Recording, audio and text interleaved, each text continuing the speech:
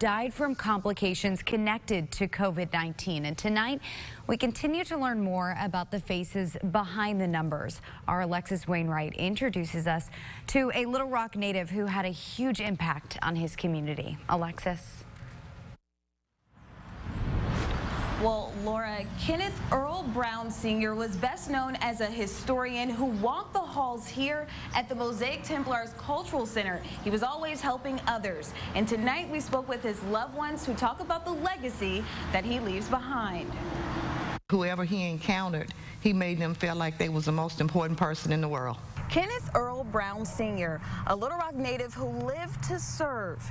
Well, I mean, this is a lot that I could say about my husband. His personality was bigger than life.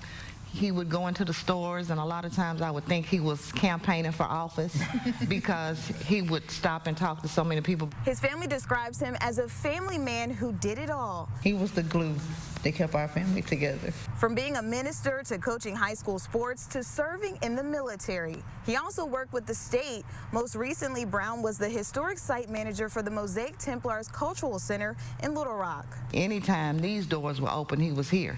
He was a historian walking down 9th Street, telling the story of 9th Street, and a historian, like I said, making history.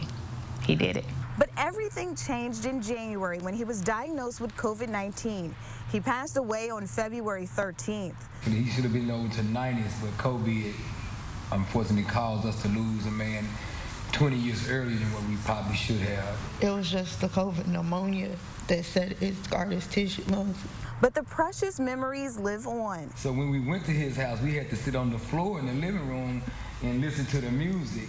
And it was always a history lesson in music. He was able to actually intellectualize music. His family and coworkers say those who knew him will continue to honor his contributions to this community.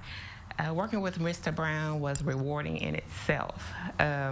Never a dull moment under his leadership and his wisdom. His legacy will still live on, and we're gonna miss him.